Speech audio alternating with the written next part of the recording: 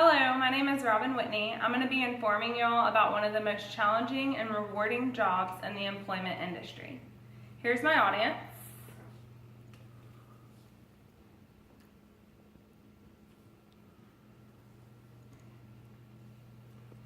Can you guess which occupation held 580,000 people according to statistics from the year 2014? If you guessed bartending, you guessed correct. For bartenders, wages are rounded out by the healthy number of tips. Of the $16.71 they earn per hour on average, more than half of that comes from their tips. The quotes that anyone can do it, or that it's not a real job, is easier said than done. Just because I don't work Baker hours doesn't mean I don't have a real job. I have 401k in my current bartending job, and it's work. I work long hours, sometimes double shifts, which consist of 12-hour days. People also think that people that work in the bar and restaurant industry are all poor. I've been bartending for 8 years now, and a couple of those years I have cleared $100,000 a year. There is a trade-off though. You never get holidays off, and you always work weekends. You sleep when others are awake, and you work when others are relaxing. Therefore, you relax when others are sleeping. With that being said, I'm going to teach you a few key important things that are crucial for being a successful bartender. Drink knowledge. First, the best route into getting to know the job is knowledge. Know your drinks and know your beers. If you don't know the difference between a lager and an ale, or that a martini is a drink, not a style of glass, then bartending is currently not for you. Get educated about beer, wine, spirits, and cocktails. People love to ask their bartenders for recommendations, so it is very important that you know enough about your products to help your guests make good choices. Learn the unique qualities of the various beers you have to offer. Ask the chef for wine pairings for popular menu items, and pick a favorite wine or two so that you can honestly answer guests who ask for suggestions. Learn the flavor nuances that separate a $10 bourbon from a $100 one. In addition to the cocktails every bartender should know by heart, learn a few of the vintage cocktails to tempt and delight your guests.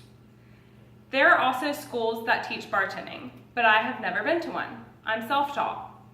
I don't think I've ever worked with a bartender that went to school for it, and I've never seen a bartender wanted ad that required a degree for a school like that. Pouring and mixing your drinks must be consistent, the same amounts each and every single time. If you're a free-handed bartender and you use automatic or straight pours, then your count must be accurate.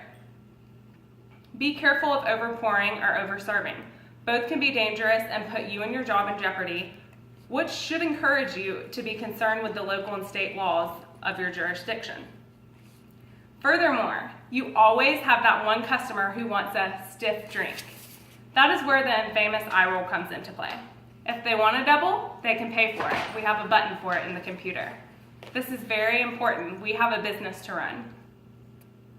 Your glassware should be spotless. Therefore, be very meticulous when it comes to that. Hold each and every glass up before you pour it to ensure that it's clean. If there's time to remove any dust or detergent residue from that, it could very well affect the flavor of the drink, do so. Take extra time to use the correct glass for every single drink, especially wines and fine whiskeys, where the aroma is important to your guest's drinking experience. Don't get lazy with beer. With today's focus on pricey, crafty beers, your guests will expect their brew to be served in the correct style of glass. Next, control your atmosphere. Is the band too loud? Is the air conditioning set at a comfortable temperature? Are tables being cleared promptly? Is there that obnoxious guest that could be ruining somebody's fun? One of the bartender's jobs is to make your guests feel very comfortable and make sure that they're having a good time. Even if you mix the best drinks and your prices are good, you'll get dinged on Yelp if your customers are uncomfortable. Trust me. Also, learn tactful ways in cutting someone off. There's no magic number when it comes to trying to indicate how much one has had to drink before not serving them anymore. It's based on things like their behavior, slurred speech, loss of motor control. When a customer's behavior is preventing your other customers from enjoying their time, it's simple.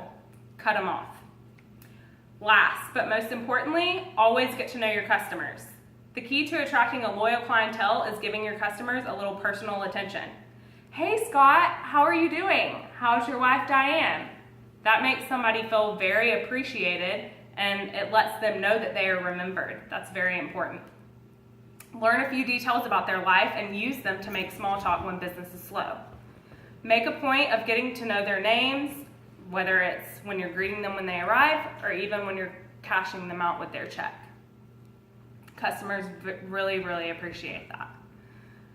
Drink knowledge, alcohol pours, and attitude are three major qualities that without a doubt will make or break you as a bartender. Bartending has led me to making more than degree money, taught me to become an expert at multitasking and quick memory recall, but lastly, it has led me to incredible friendships I would have never encountered without my wonderful job. Thank you all for taking the time to listen to my experience, and I hope that I educated you on bartending.